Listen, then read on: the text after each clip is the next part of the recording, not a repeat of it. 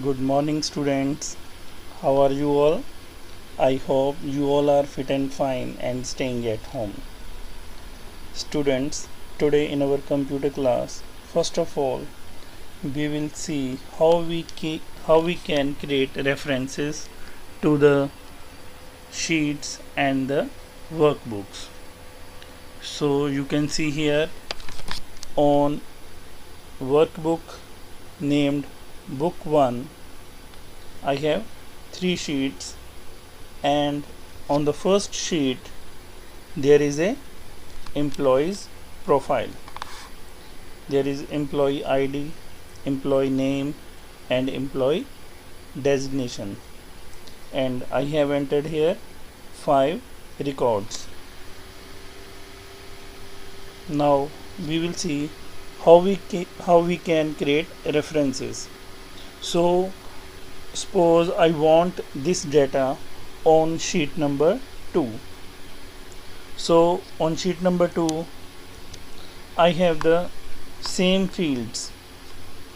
This is sheet number 2, and there is also a table named employees profile and having 3 columns: employee ID, employee name and employee designation. So I want data in this table from the sheet number 1.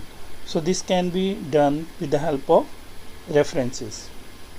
So here I want the data from the sheet number 1 and from this cell, means 101. For this I will write here equal to sign. Now go back to the sheet number 1 and select the cell from which you want to take your data. So I am going to select here this cell C5. Now press the enter button. You are on the sheet number 2 here. So you can see the data from the sheet number 1 has come to sheet number 2. Also in the formula bar you can see here is equal to sheet 1 sign of exclamation C5. It means in this cell the data is coming from the sheet 1 and cell C5. So to get the data from the other cells in the same column, just drag from the corner of the cell in this way. So this entire data is from the sheet number 1 and from this column C. In the same way, I want names. Again equal to sign, go to sheet 1 and select the first name, this one, and press enter button. So this is called reference, means getting data from the other sheet. And in the same way, now you can see we have made these references with the help of mouse or with the help of pointer. Now we will see how we can do this with the help of keyboard. So there are shortcut keys. First of all, suppose I am here in this cell C5 and I want to go to in this cell E5, this one. For this I will use control right arrow like this, and to move back to the previous cell, control left arrow in this way. Now I want to move to this cell having value 105. For this, control down arrow and to go back to the cell C4 or C5, control up arrow.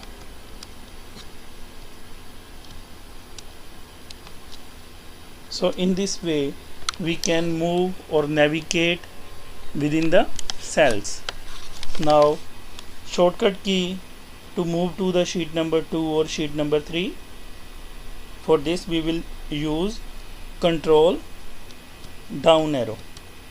Now you can see sheet 2 is, we are on sheet number 2, and if we want to go on to sheet number 3, control page down, and to go back to sheet number 2, control page up, control page up.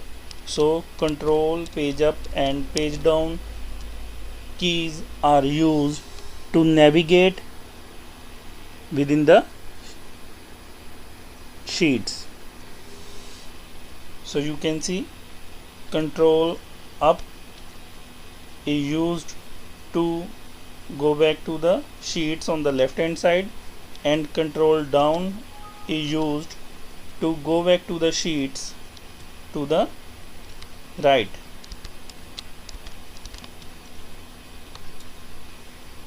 Now we will see how we can get the data from the other workbooks.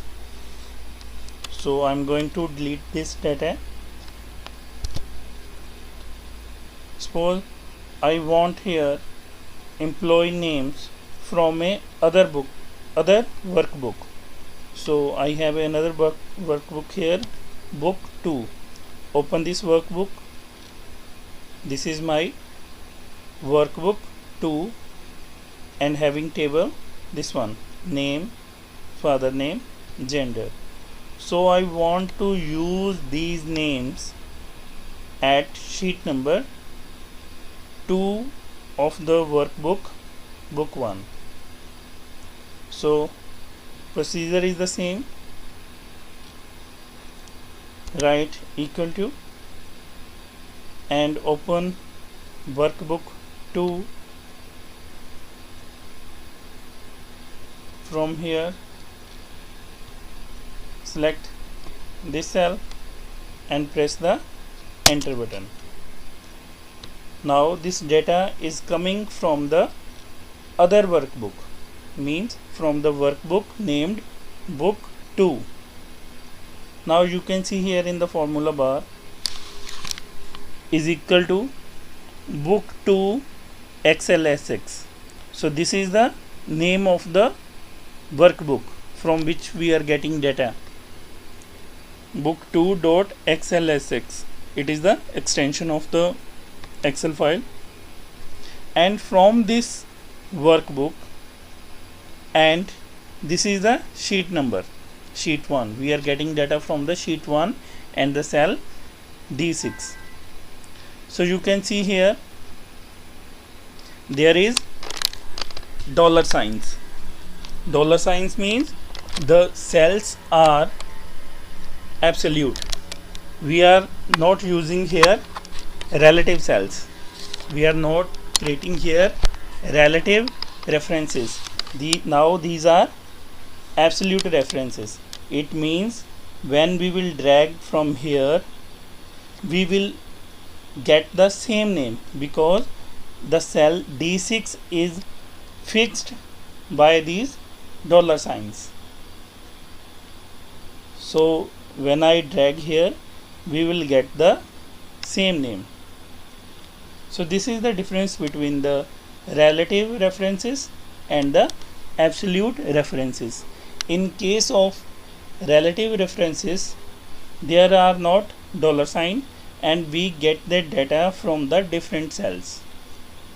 And in case of absolute references, the cell is fixed, and if we drag from here, we will get the same data. So this is our absolute reference.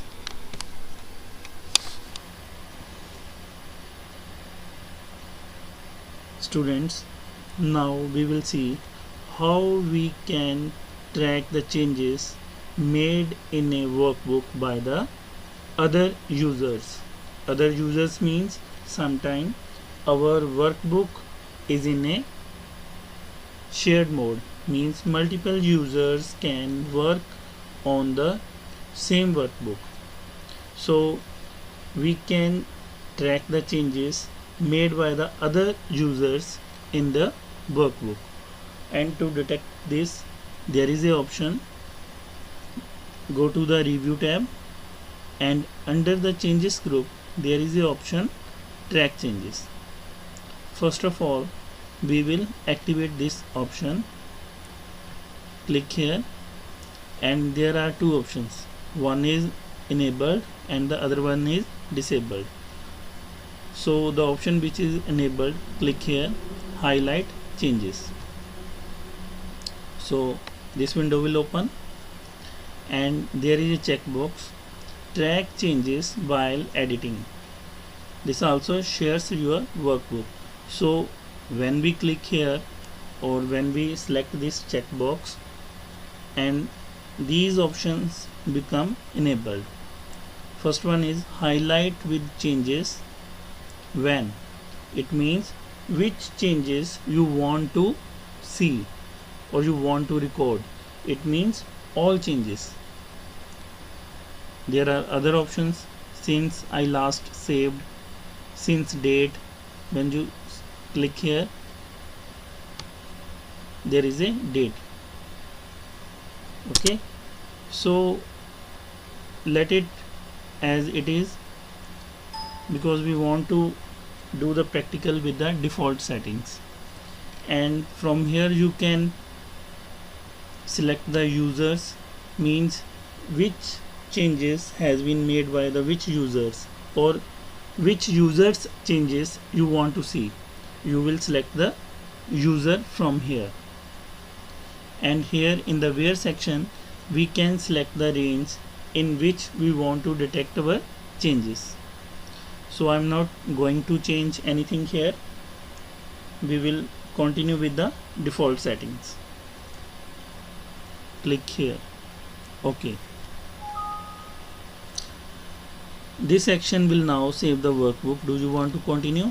Okay, so when you activate this option, our workbook will be in the shared mode. So you can see here shared.